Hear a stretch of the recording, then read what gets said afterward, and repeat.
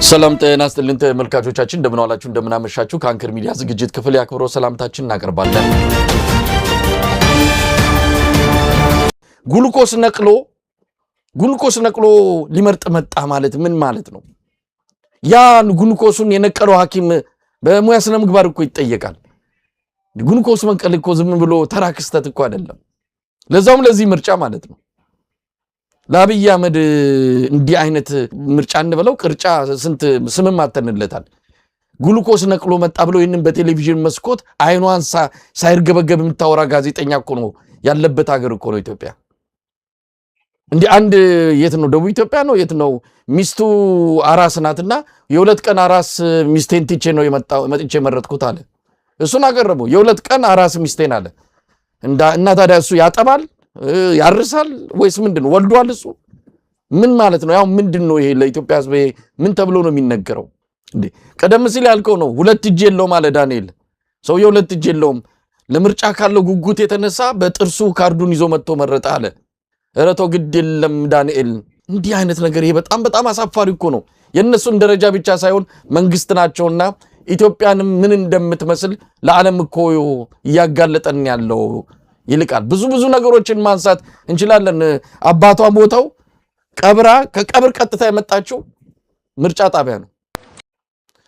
አንድ ደግሞ በጣም የገረመኝ ምጧ መጥቶ ይላል።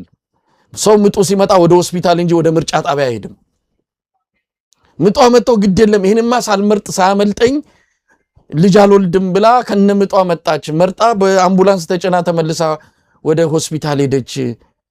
እንዴ እብደቱ በዚህ ደረጃ ነው። ለማንኛውም ብዙ አስቂ ነገሮችን ያየ ነው፣ ብዙ ኮሜዲዎችን። ይሄም ምርጫ ነው ተብሎ እንግዲህ በኢትዮጵያ ታሪክ ውስጥ 7ኛው ሀገራዊ ምርጫ ተብሎ ሊመዘገብ ነው፣ ታሪክ ውስጥ ሊሰፍር ነው ማለት ነው። ይሄንን ምርጫ ነው የኢትዮጵያ የሰብአዊ መብት ኮሚሽን እነ ዶክተር ዳንኤል በቀለ ይመሩ የነበረው።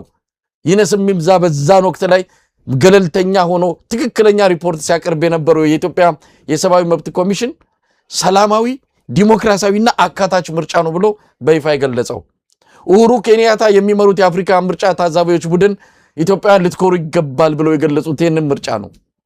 የወርቅነህ ገበየሁ የኢጋድ ቡድንም ተመሳሳይ የምርጫ አድናቆት ነው የገለጸው።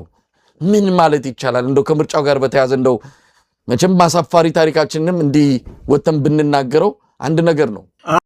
እነዚህ ሰዎች ራሳቸው ይናገራሉ፣ መልሰው ራሳቸው የተናገሩትን ያዳምጣሉ፣ ከዛ ደስ ይላቸዋል። እንደዛ አይነት ነገር ነው። አሁን በቴሌቪዥን የሚባለውን ነገር በሙሉ የብልጽግና ባለስልጣናት ልክ እንደ ትልቅ ስኬት ነው የሚያወሩት። ራሳቸው መልሰው እንደ ገደል ማሚንቶ እየሰሙት ምን ያህል ትልቅ እንደሆኑ ለራሳቸው የሚሰጡት ነጥብ ያው በቅርበትም ስለምናቃቸው ነው። እርስ በርስ እየተደዋወሉ እኮ እንትና እንዲያለ እንትና እንዲሰምታል እኮ የሚባባሉ ናቸው። እርስ በርስ ምን የሚባለው ነገር እኮ ነው። ስለዚህ ከዛ መውጣት አይችሉም። እዛው ሲርመጠመጡ የሚውሉ አንዳቸው ካንዳቸው የማይሻል ዕውቀት ያላቸው ያው የመጡበትንም መንገድ ይታወቃል እኮ። ይሄ እድሜ ላይ ያድግ መቼም በቀን በባትሪ ደካሞችን ፈልጎ ወደ ላይ አወጣቸው። በኮታ ተሰብስበው መጡ። ምንድነው የምራጮች ስብስብ ዛሬ ሀገሪቱን ለእንደዚህ አይነት ውርደት ዳረጓት። ከእጅ አይሻል ዶማ እኮ ነው የሆነው ይልቃልና ከነሱም ደህና ነገር መጠበቅ በእርግጥ የሚቻል አይደለም። ግን በራሳቸው ስታንዳርድም መቆም አልቻሉም ነው። በራሳቸው ባወጡት በብልጽግና ስታንዳርድ የምርጫ እኮ የሚያሳየው ብልጽግና በራሱ ባወጣው ሜዳ በራሱ ባወጣው ህግና ደረጃ እንኳን መጫወት አልቻለም። ከጊዜ ወደ ጊዜ ደረጃውን እያወረደ እየዘቀጠ መምጣቱን ምርጫው አሳየን እኮ። ከየቦታው ምን ሰማው ያደረጉት ነገር በአማራ ክልል ምናልባት በተወሰነ ደረጃ ልንመለከተው እንችላለን። በአማራ ክልል ምርጫ አልተካሄደም። ራሱ ምርጫ ቦርድ በሚባለው በዓለም አቀፍ መስፈርት ሳይሆን በኢትዮጵያ ብሔራዊ ምርጫ ቦርድ ባወጣው መስፈርት አማራ ክልል ላይ ምርጫ አልተካሄደም። ምርጫ ጣቢያዎች የተቃጠሉበት፣ በብዙ ቦታ የተዘጉበት እንዲህ አይነት ነገር ባለበት ምርጫ ተካሄደ ብሎ አሁን ምናልባት ሰሞኑንም ውጤቱን ይፋ ሊያደርግ ይችላል። በራሱ እንኳን ስታንዳርድ በራሱ እንኳን ቁመና መዝለቅ ያልቻለ ቡድን ነው የብልጽግና ስብስብና እንደው እንዳጠቃላይ ምርጫውን እንዴት ታየዋለ? ምርጫ ብለውስ ለመጥራት የሚያስችል ነው? እነዚህ ተቋማትስ ነገ ከነገ ወዲያ ነው እውነት በአፍሪካ ህብረት ነው ያፈርነው? ስንት ጊዜ እንፈርበት። ይሄ ተቋም አዲስ አበባ በመቀመጡ ልንኮራ አይገባም። እንዲህ አይነት ተቋም አዲስ አበባ ተቀመጠ አልተቀመጠ የሚያሳፍር ያምባገነኖች እንደዚህ አይነት ምርጫ አዳማቂ የሆነበት ተቋም በሰጠው ምስክርነት መቼም እና አብይ ሊጽናኑ ይችላሉ። ለኢትዮጵያ ግን በጣም የሚያሳፍር ነው። መቼም የማንረሳው ነገር ነው በአፍሪካ ህብረትም የተፈጸመው። ለማንም እንግዲህ አጠቃላይ የምርጫ ሁኔታ ኢትዮጵያ ውስጥ ምርጫ መደረግ የለበትም ምክንያቱም ለምርጫ የሚሆን ምንም አይነት አስቻይ ሁኔታ የለም የሚል ይሄ ብልጽግናን ከመደገፍ ካለመደገፍ ሌላ የሚያዝ አይደለም። ነባራዊ ሁኔታ ነው። መሬት ላይ ያለውን እውነት ለሚያነብ ለማንም ሰው ኢትዮጵያ ውስጥ ምርጫ ማድረግ የሚቻልበት ምንም አይነት ሁኔታ የለም። ጋምቤላ ምርጫ ሊደረግ 2 ቀን ሲቀረው እኮ ማንኛውንም የተሽከርካሪ ገደብ የጣለው የክልሉ መንግስት ነው። ሰላም የለም ብሎ እንዴት ነው ሰላም የለም እያልክ ምርጫ የምታካሂደው?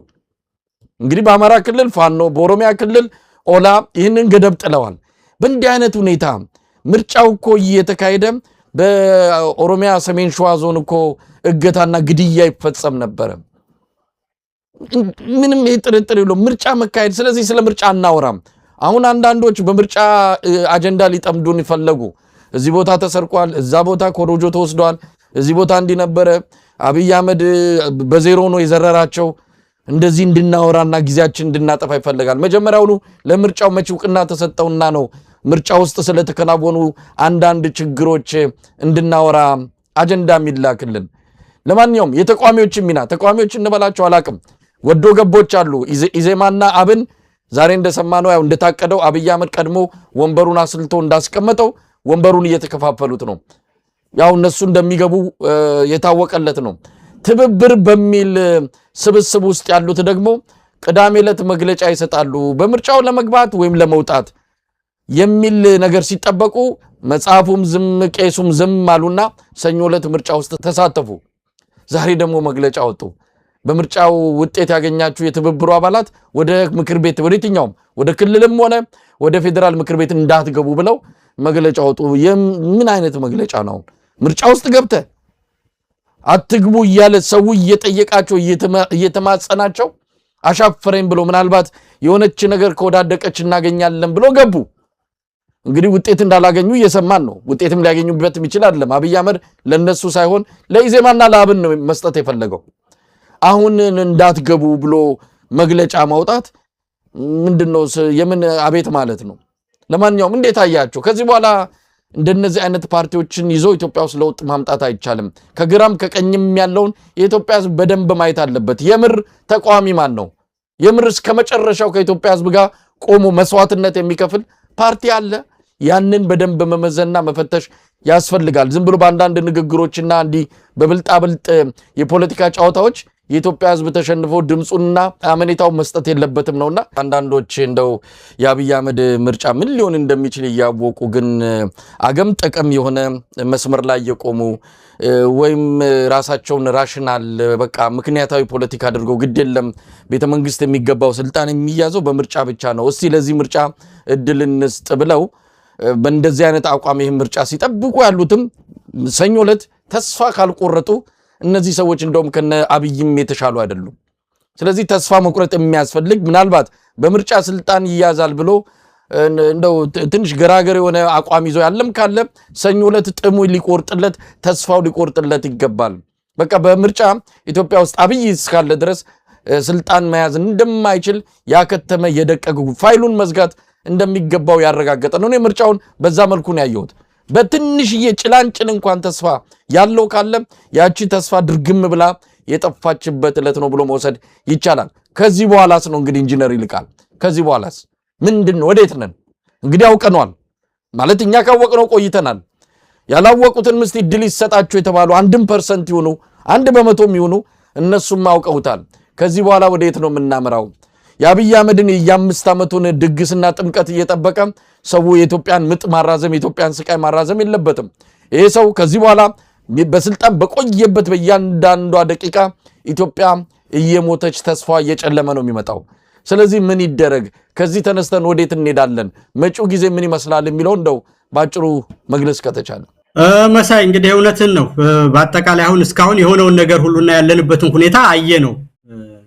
ያየነውም ደግሞ በትንተና ሳይሆን በአይናችን በብረቱ በተግባር በሆኑት ነገሮችና በመገለጫዎቹ ግልጽ ብሎ ተነገረን። ይሄ ከሆነ ከዚህ በኋላ ምን እናድርግ ነው። ይሄ ደግሞ እንግዲህ ወደኛ ይመጣል መሳይ ወደኛ ይመጣል። አሁን ከዚህ በኋላ መነውለል የፈለገን ሰው ምንም ነገር ብታረገው መቀየር አትችልም። አለቀ በቃ። ይሄን አይቶ አላምንም ካለ አንደኛ በኢትዮጵያ ህዝብ ደም እየመጠጠ የሚበላ የሚጠጣና ሆዱን እየሞላ መኖር የሚፈልግ በአገር መፍረስ ላይ በሰዎች በዜጎች ስቃይ ላይ በመሞታቸው ላይ የሚቀልድ ቫምፓየር ነው። ሌላ አይደለም። ሌላ ስም አይሰጠው። ፖለቲካ፣ ዲሞክራሲ፣ የሐሳብ ልዩነት፣ አምባገነንነት የሚባል አይደለም። ከዛ ሁሉ ያለፈ እንደሆነ በመገለጫዎቹ አይተናል። ከዚህ በኋላ ደግሞ እንዲህ አይነት ችግር ከሆነ ያለበት ሁኔታ እነዚህ ሰዎች አንድም ቀን በስልጣን ላይ ባደሩ ቁጥር በተመረጡ በማግስቱ አርሲ ላይ የሆነውን ነገር አይተናል። እንግዳ ነገር ባይሆንም ትረንዱ ይሄው ነው። ከመባስ በስተቀር የተለየ ነገር እንደማይመጣ አውቀነዋል። ስለዚህ ይሄ ነገር እንደዚህ የሆነ መንግስት እንደሌለን ሁሉ በመናውቅበት ደረጃ በሙሉ ተረድተነው ስልጣን ላይ ያሉት ሰዎች ሁሉ ምን ያህል አዋራጅ እንደሆኑና የነሱ